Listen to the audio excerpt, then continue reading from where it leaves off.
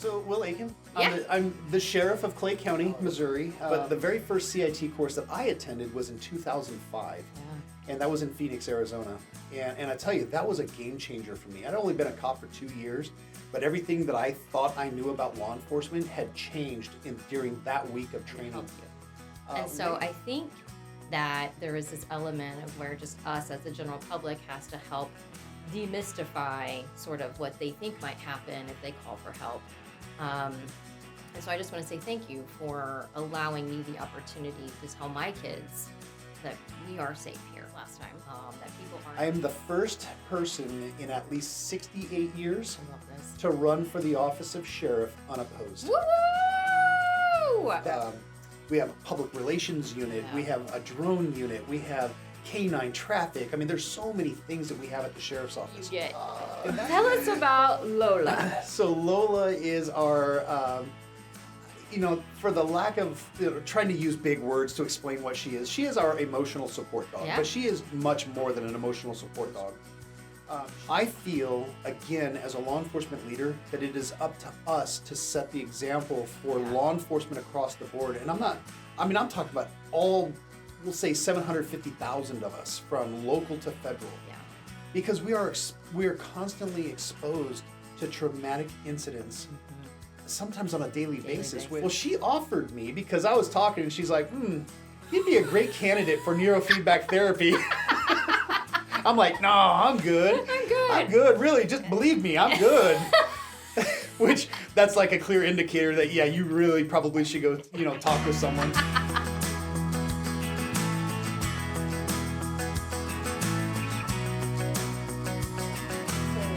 It took me about a month later, and I was like, you know what? Because as I've gotten older, I'm like, man, things aren't right.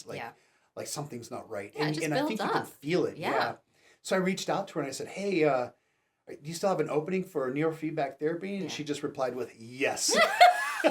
And so that's when I first started seeing her. But that segment, which was probably a year long, was a very professional setting. I was Dr. Sheriff Will Akin, and we were just doing this so she could get experience, but really opening the door for me to further this journey. Yeah. I stopped seeing her, and then things got really bad in my life. And this is where the book comes in, and I'm starting to write about this.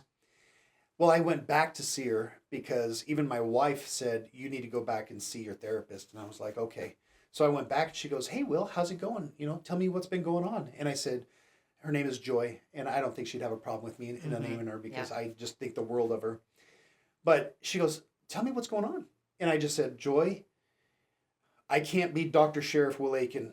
And she goes, what do you mean? I go, I need to be Will to get everything out. And she's like, okay, be whoever you feel like you need to be. And I was like, well, let me tell you, mother. And I just lit the table on fire. And she was like, oh my gosh, well, that was oh my gosh, that was like the catalyst that I needed to really start my journey. And that was, that was probably 4 years ago. And there was like times where I stopped going, but it was always I'm always seeing her. Man, that could be a conversation, because the identities that we have to have in the community in terms of who we are and where we associate and what we should and shouldn't be doing. When you, especially, I can only imagine being an elected official. I'm just someone who tries to maintain a good position in the community in terms of places I won't go, people I won't associate with. This sounds horrible to say out loud, but it's true. You do. Yeah. Like you said, like who you're associated with is a reflection on you, like going back to the story of when you were a kid. Yeah. And so, I really feel like I have to be mindful of those decisions that I make and how they impact any, I hate to say, image or identity that I have of myself. And I can only imagine the pressure that you feel in that position, just in terms of this image that has to be maintained. But I go back to, this is what I think what makes you so relatable, is that I don't feel like you maintain any sort of image. Like, I feel like when you show up, Will, maybe that's part of what therapy did, was I'm just Will. Exactly. I'm showing up as well. Mm-hmm. And that's what you do. And I love that about you. I really do. You know, my favorite style of leadership is authentic leadership. Yes. And I kind of explain it like this. It is so tiresome to be a different person for various groups. Yeah. And so it's just easier for me to be me no matter where I'm at. Yeah. You know, so that authentic, raw, this is what you get. Yeah. And you can ask people who've known me for years.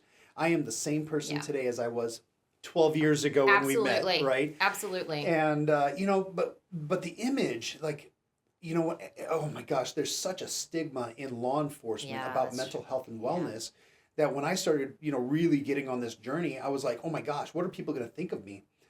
Oh my gosh, I'm a law enforcement lead. Oh my gosh, I'm a politician. Yeah. Nobody wants a crazy sheriff in charge of their county.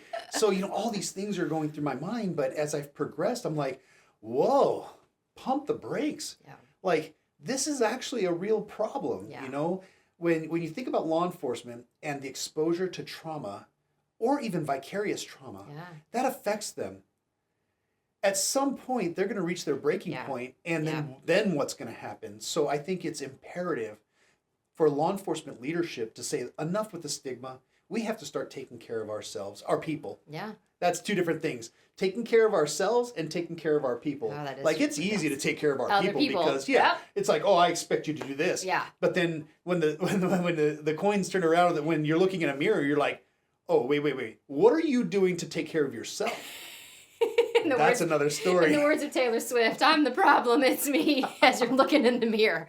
Yeah. Right. all good things start with what are you doing in your own home and in your own, you know? Absolutely. Oh, I love these conversations with you. They get me giddy. They get me optimistic about our future. And I think you always, I don't know, you confirm the work that I do. You know, I speak, I'm everywhere. Like, and when you talked about natural disaster, like Hawaii hired me back when those fires came. Like I've done all these talks because the trauma compounds. Sure If you don't, they call it metabolize, it's a fancy word, but if you don't process it out as it's coming, so every day at the end of the day, if you're not processing it out, it just keeps stacking and stacking. And then you get to be midlife and you're like, why am I so far away from myself? Right. Go ahead. No, but the way you're describing the compounding, trauma, to relate it to law enforcement, we go from crisis to crisis to crisis. And the only amount of time that we have in between each crisis is the amount of time that we need to write a report. Yep. We go 10-8 and we're responding to the next crisis. Yeah. And so we don't have the time to process and reconcile, you know, the things that we've seen, the things that we've seen, the things that we've heard, the things that we've smelled. Okay. So the smell, and not to be gross, but I mean, this is the kind of stuff that is in our head. Yeah. I remember responding to a call for service. The fire department called us out for a car fire, and I was the first officer to arrive. If I go anywhere where somebody's grilling hot dogs, oh my gosh, that is the first thing I think of. Oh, because it reminded me of somebody grilling hot dogs, the smell. Yeah, you're gonna have to. Yeah, you gotta process that Oh out. yeah. You can't be triggered by a hot dog on a grill. Oh my gosh, man! Oh my goodness! You know, and that's an awful example, but it's the reality it's the reality of the things that we do. And you know, the Clay County Sheriff's Office, we have a big team compared to the municipalities. Yeah. So whenever a really bad accident has happened or an incident, a homicide or something like that, we're always called in to assist. Most of the time, we're always called in to assist, and we're happy to do so. But the exposure of the incidents that we're called in to assist with municipalities or the state, it's awful. And if we don't have the time to process those things, which we don't, and we're terrible at doing it on our off time. Yeah. Because, I mean, we're work, and then we just want to shut it off. But there's no proverbial light switch. Yeah. You can't leave work and not take work home with you. Yeah. You can't leave home and go to work without bringing your home issues with you. So, you know, people who say, oh, I just shut it off before I go to, go home or I go to work, or I sit in my driveway for 30 minutes, which is cool. I mean, reflect and, get your head right. Yeah. But the reality is you cannot, like, our brains don't operate like that. We say we compartmentalize, and I think about the book men are like waffles, women are like spaghetti. That men are like waffles because we can only do one thing, one square at a time. Yeah. No, it's still in there. It just doesn't pop up like actually it pops up when we least expect it. When you least and then you're like, where did that come from? What was that? Yes. Yeah, little trigger. Okay, so tell us ways that the community can support what you have going on at the sheriff's office. So projects or just miscellaneous things or volunteers. I don't even know. Tell us how we can help. Again, another great question. So we have the Citizens Academy for the Clay County Sheriff's Office. Citizens Academy? Yes, and it's usually an 8 to 10 week course that we offer. It's 3 hours, 1 day a week. Okay. We hold Citizens Academies twice a year, once in the spring, once in the fall. They're really staff intensive, so as much as I would love to do it, throughout the year, we just can't. It's not sustainable. Yeah. But, we introduce you to the sheriff's office in every capacity that we serve. Yeah. And then when you graduate from the Citizens Academy, you're eligible to become a member of the Citizens Academy Alumni Association.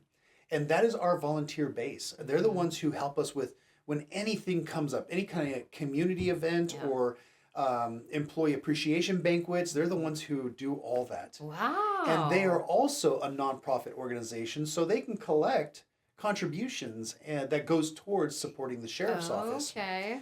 So that's one way to get involved. Another way, if you don't have the time, if you're just like everyone else, you're a working parent and you're out there with your kids all the time, the easiest way to support us is on Facebook. Okay. Is on Instagram. Yeah.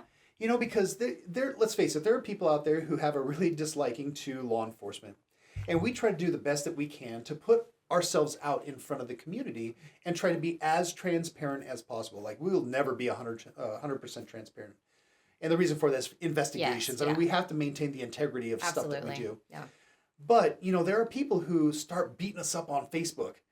But I love it when members of our communities jump in. They're like, I just looked at your profile. You're not even a Clay County resident. Like, you're somewhere from Utah. Yes, if you are local, and even if you're not local, you should follow the Clay County page. It's really good. It's informative, and it's funny. Like, you guys do funny stuff sometimes. In addition to also keeping us updated. Absolutely. Yeah. And it's one thing to keep you updated about stuff, right? But we also try to humanize the badge. Yes. And we add humor because you know what? Look, the reality is this. When I go home and take this uniform off, who am I? I'm a husband. Yeah. I'm a dad. I'm your next door neighbor. I'm the guy who will shovel the snow off your driveway. Yeah. If you can't or if you're gone, I'll rake your leaves. I'll do whatever you need. Yeah. Right? It's this uniform does not define who I am. Now, I'm not going to say that there's not people out there that literally take it to heart, that the badge is literally like pinned to their heart. That's who they are. And I caution them to take a step back because it is important to remain true to yourself. Because if you lose sight of what is important in your life, then no matter what you do in law enforcement, it's not going to serve you well. So support us on Facebook. Yeah. We try to get involved in the community as much as possible with like Shop with the Sheriff, which is our annual Christmas event that we collect contributions throughout the year. A lot of our employees actually pay into that pot, if you will. Yeah. Small businesses, big businesses, they give us grants. They make contributions themselves. And what we do is we take that and we take kids who probably are not going to have Christmas without this. Yeah. And we take them shopping at the local Walmart because they're one of our biggest partners. Yeah. But we do, donut with a deputy. Yeah. Like, I will literally embrace the stereotype when it comes to pigs and donuts. And I've got plenty of pictures to prove it. And I'll share some of those with you. Okay. But, stuff like that. Or we'll go to Home Depot and we'll have like a build a kit day. And we'll have deputies there. And I've gone to one myself and we just started doing this. But we'll be there with the kids, gluing pieces of wood together and painting and just everything that we can do to make those connections. Just to make ourselves present, to be present for people who would otherwise never have any exposure to law enforcement unless it was the worst day of their life. Yeah. And that's what we're talking about when we respond to that. Yeah. And I mean, when I say the worst day of their life, I might respond and think in my head, are you effing kidding me? Yeah. Like, this is the worst day of your life? You're calling me to come out here to be the parent for your 50-year-old ass, you know? And I say that and I try to be as lovingly as possible to say that. But, you know, and this is where people ask, you know, like, why are cops assholes? It's like, well, try to give them grace. Yeah. Because the worst day of your life might be a pair of pants stolen out of your car because you left the door unlocked. And you left all your merchandise on your front seat and your windows aren't tinted. The officer or the law enforcement professional that shows up may have just come from a double homicide where 2 kids were killed. Yes. And it's just like, that's why I'm like, please give us some grace. I know. And thank you for saying that, because I do think like there's a continuum of an emergency. Yes. And what one deems to be an emergency compared to what the law enforcement are seeing every day doesn't even hit the radar of an emergency. And so there's this triage and this perception. And I mean, and like we said though earlier, you can still be sympathetic or whatever and try to approach it. But at the end of the day, yes, there was a lot of other things that they had to deal with rather than this person's quote unquote emergency of the day. Yeah. I have a funny story. Yes. It involves you. Oh, yes, go ahead. I know what this is about. Yes, go ahead. So several years ago, when we still had the Liberty campus for Mid-American Nazarene University, Don and I taught there, and I was tasked for, it was like professional development for all the professors, instructors that were working at that site to go over active shooter. Yeah. And we talked about, like, what is, in your mind, what is an emergency? Like, what is like the worst thing you've ever seen, right? Because I've been around the world. I was in Afghanistan for 3 years. The things that I've seen, law enforcement, you know, my level of whoa is not going to be the same as other people's level of whoa. And I remember Brett. Yes. First thing out of his mouth was, we were talking about movies. Yeah. And I said, what's the worst, like the most death and horrific movie you've ever seen? And he said 300. 300, yeah. And literally that's the movie that has the most deaths per second of the entire movie. And we went around and some people said some scary movies and stuff like that. Well, then one professor said Step Brothers. And I looked at her and I was like, Step Brothers, and she goes, remember the scene where he took the frying pan and hit him in the head? He still tells me about this story. I shared that story. I've shared that story for years, so but it's a true illustration of how people perceive different things. Dangers or horror or stuff like that. So that's why excuse me, trauma. I try to tell people, especially people who are on their own journey for trauma. Yeah. Like. So I went to the Battle Within. I don't know if you're familiar with the Battle Within. Go ahead if you want to do a plug. Oh yeah, absolutely. Battle Within. So I am a alum of Battle Within, but it's not an easy course, but I highly recommend it for people who are on their mental health journey. Yeah. And the morning where we literally had to open our souls to talk about the things that really bothered us, I did, and some of the responses were like, what? You want to go back to Afghanistan? There's much more to that story, but in the evening time, my roomie and I, we were talking about, reflecting on the day and how tough it was. It was just so mentally exhausting. Yeah. And, we were talking, can I cuss? Because it goes with the story. Yes. Okay, look. So we were both saying, man, today was pretty fucked up. Yeah. And we were like, yeah, and we're agreeing. And he looks at me and he goes, but Will, he goes, you're a special kind of fucked up. And I was like, what? In me knowing his story, I mean, I was like, dude, like, you really need to process that. Yeah.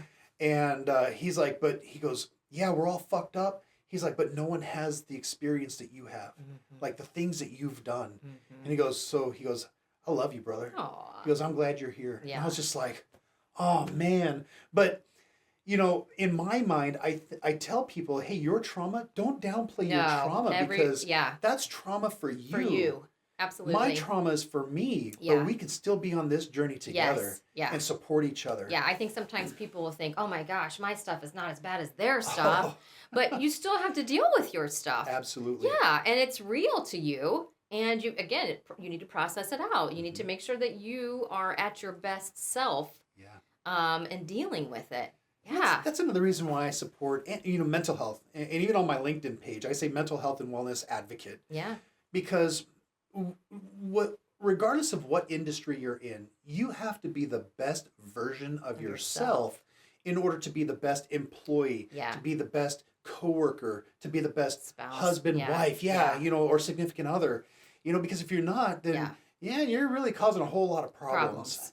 And I would much rather support my team members at the Clay County Sheriff's Office before they reach that point of now I'm having to do a professional standards investigation and potentially terminating their career in law enforcement. Man, I would love to reach that way before we even get to that point. I do. It's funny you bring that up. We just kind of had a conversation with staff in terms of, I would rather you take some time on the front end and make sure that you're dealing with yourself versus everyone having to be reactive to what has happened. Yes. And so I don't mind that extra time, the extra energy, whatever we need to do so we don't have a fallout on the back end. Because I don't like that. No, I don't either. And when I took over as sheriff, our HR manager, amazing. Yeah. Some people might have mixed feelings about her, but as far as an HR manager, she is awesome at her job, and she really is a good person. Yeah. Some people just can't break through the wall of the fact that she is a good HR manager, which I will say that it takes a special person to be good in HR. Yeah. But I remember her. I actually carried one of our employees for probably 3 months because they didn't have any more vacation time, sick time, and they had cancer. Yeah. And I said, we'll carry that employee for as long as we need to. And it ended up being like 3 or 4 months. Wow. But I remember when she came to me and she goes, Sheriff, what are we going to do? And I said, we're going to carry that person. And she goes, what? And I was like, is there a law that says that we can't? And she goes, no. And I said, okay. Well, we did that like 3 or 4 times. And then she finally opened up to me. And she said, Sheriff, she goes, I have never worked for anyone that cared about their employees as much as you do. And she wasn't just an HR manager for us. I mean, she worked in the corporate world even before coming to the sheriff's office. And when she said that, like, it choked me up. I know. I was just like, it was validating. Yeah. It was reassuring that, man, I think I kind of doing the right job and doing right by my employees. My staff tells me that all the time too. They're like, nobody else would do this. And I'm like, yeah, count your blessings, right. Got you. No. That's right. Okay, I remember one of the fun things that you guys did. The jail did a book drive because you guys were low on books, and so I had taken a bunch of books down there. And actually, you guys had to go to social and say, "Stop bringing us books." Like, you guys had a room, the community, and this is just a testament to all the good work that you guys are doing. But you guys had to stop taking books. You guys had received so many donations. I think it got out of control. So, Dawn, we had to beg people to stop bringing books. We had so many books, which was amazing. And we had enough books for what we needed. Yeah. But we took books to surrounding counties, sheriff's offices who had jails. Yeah. We still had enough books to give to nonprofit organizations throughout the entire KC metro area. I love that. And that was because the community came together. Our community showed up for that. And it's not just our community. We had people as far away as Warrensburg, Missouri. That is so fun. That were bringing us books. That's so crazy. And that was a way for the community to come together without politics. Yeah. Without, partisan beliefs. I mean, we came together. Yeah. I loved it. And the reason why I was so... Man, I mean, it was so overwhelming, the amount of support that we got during that drive, that I went on many speaking engagements to explain to people how important this was, because the people in my jail largely are law-abiding citizens who made a mistake. Yeah. And they're just being, they're being held accountable for their actions, but when they're released after they've done their time, they will be reintegrated back into our community. Who are these people? There are sons, there are daughters, moms, dads, brothers, sisters, And so we have to remember that the people, and really in my facility, most inmates, we have 330 right now, which is astronomically high for us. Crazy. But these are people who have not had their day in court. Yeah. So they're still pretrial.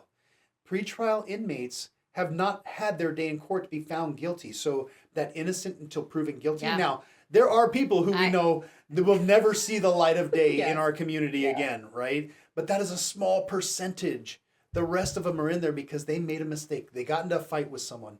You know, they stole something. You know, okay, albeit it's against the law, but they're going to be held accountable, and then they're going to come back into our community. So, you know, people who have this mindset of they're in jail for a reason, throw away the key, let them rot. It's like, no, that's someone's mother or father or brother, sister, son, daughter, right? And so that opportunity to share with the community who's actually in our facility, I think it really opened people's eyes. They were just like, oh my gosh. They're people. They're people. They're regular people. Yeah. They're reading books in there. That's right. Yeah. And you, I think you guys had all these, just a side note, there was special requirements, no hardback books that could be used as a weapon. There was like, they had to meet all these requirements in terms of what you guys would take. And, but yeah, the community showed up. And no more love novels and stuff like that, you know, because that's what we had in there. And believe it or not, the inmates were complaining about those kind of books. They're like, why am I reading this? I think I donated self-help books, so hopefully, there you go. Hopefully that was taken to heart in there. Okay, if people wanted to reach out or help, how do they contact you? Easy. So social media is the easiest way if they want to get a hold of me directly. So Will Akin on Facebook, my personal page, Sheriff Will Akin on my official Facebook page, but then LinkedIn, Will Akin, Instagram. Instagram's different. It's DRWILL 816, Dr. Will 816. Dr. Will 816. Love it. And the reason why I separated that account from everything else is because I am subject to sunshine. Oh yeah. And so is my social media. Yeah. And so I moved away from that and made it personal. So now when the creepers come out, I can just block them. Yeah. I can't block anyone on my official page, but I can still block on my personal page. Yeah. And I've had to do that a couple times because, believe it or not everyone likes me. and I have to block some people sometimes. Yeah, you just sparked another memory that you and I had.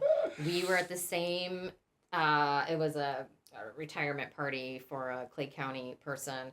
And I was going through some stuff and I went up to you and I said, I need some support right now because being a leader means not everyone likes you. And you're like, oh yeah. And like you unloaded some really big, like, you're like, I'm being sued right now. Da, da, da. Anyway, you get like the sheriff's office gets sued all the time. And anyway, and I was like, oh, like talk about the continuum. Yes. I was like, yeah, all right.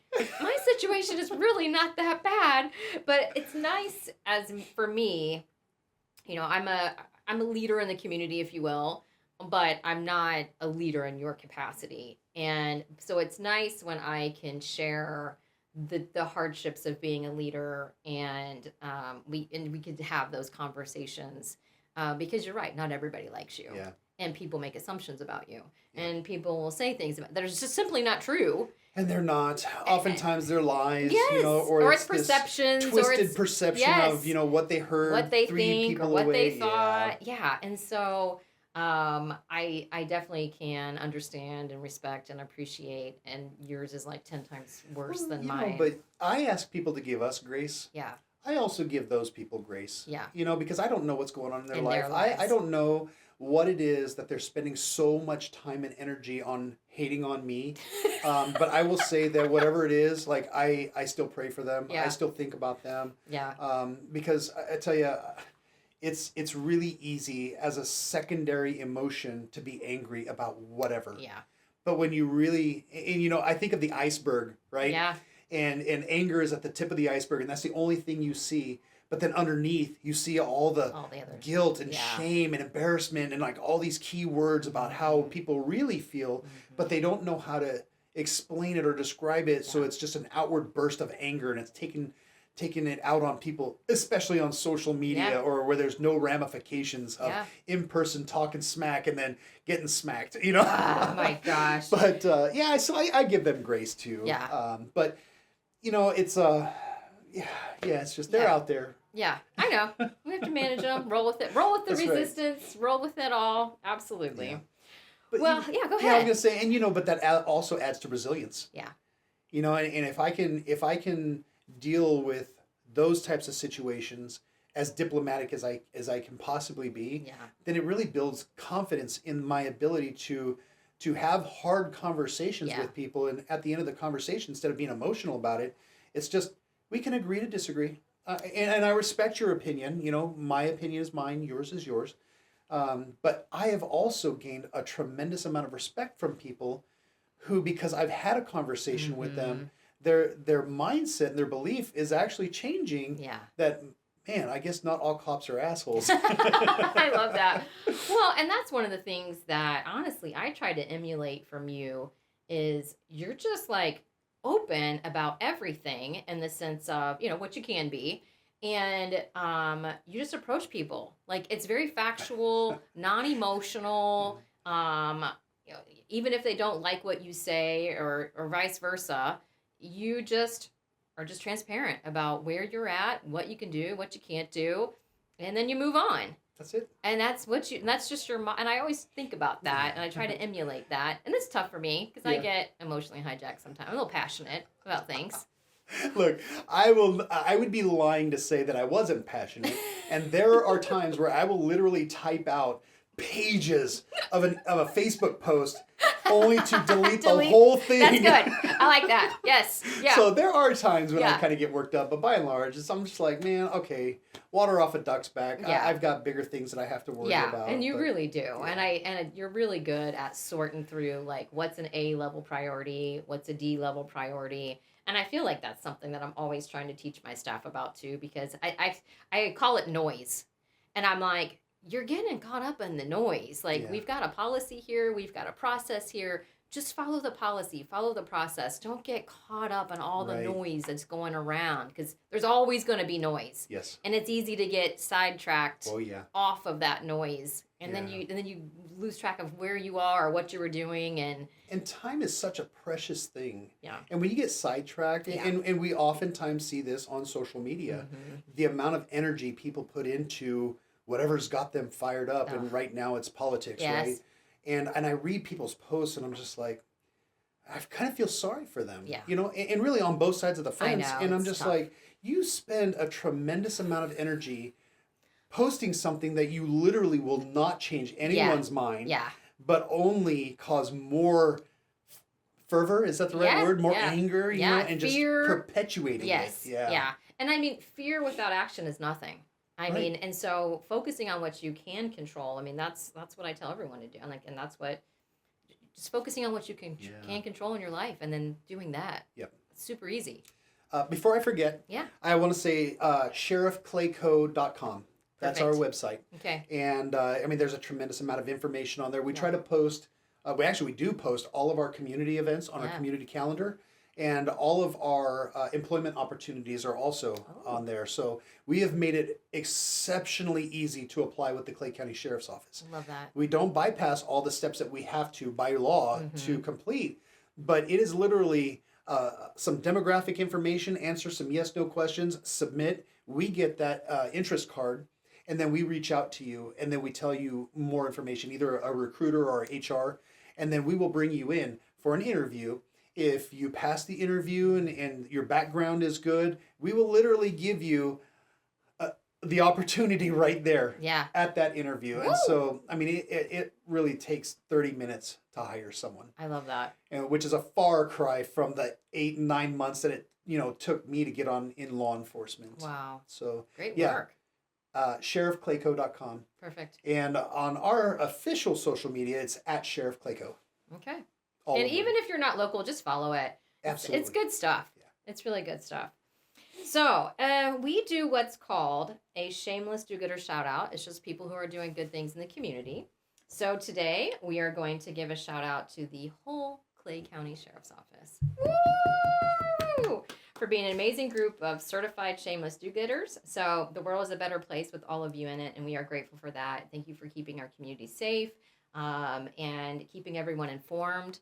I think it really does bring, and your goodness, just all the good work that you guys are doing. And so I love watching the Shop with the Cop pictures going up. And I think at one point there was actually some concern it might not happen, some funding, or I can't remember what it was, but then the community showed up. That was actually Kearney. Was it Kearney? I believe that was Kearney. But Okay. the community came through for Kearney, so the that was community awesome. just showed up for them, Yeah. and I was like, oh. Or Smithville. I'm sorry, I can't remember which one. That's okay. Well, it was some Yeah. other, law enforcement entity, Yes. and everyone showed up for them, and it's just super fun. So thank you for the Clay County Sheriff's Office. If I may. Yeah. I hear a lot of times the good job that I'm doing with our community and our organization. Yeah. But I never miss out on an opportunity to say I only allow our teammates, our employees, to do what they're passionate to do for our community. So really, I have to give shout out to our employees, just like you did. Yeah. I mean, it's not me. Yeah. I'm just the guy who's sitting in front of a camera, or seeing people in the public, but it really is our employees, both sworn and non-sworn, that make the magic happen. Like, it's not just us guys. It's a whole team. It's a team of people that make all of this happen. And when it's good, it's good. And when it's bad, it's all of us. That's right. It's like, it's not just one person. Yeah. When it's good for all of us. When it's bad, it's me. Yeah. And I gladly take on that responsibility because I feel like I'm pretty good at managing and navigating, crisis. Mm-hmm. But for the people who are actually doing the job, I don't want them to have to worry about the things that the sheriff's office is involved in, especially in a negative light, because the job still has to move to go on. Yeah. There is still a job to do. Now, if it's one of our employees that did something wrong, we hold them accountable. Yeah. And it was really hard for me in the beginning because I had to terminate friends because they didn't uphold the expectations. Yeah. And I was just like, oh my gosh, I thought, wow, I'm going to be the sheriff. I'm going to be the decision maker. I never thought about all the bad things that come with it. And that was a real eye opener for me.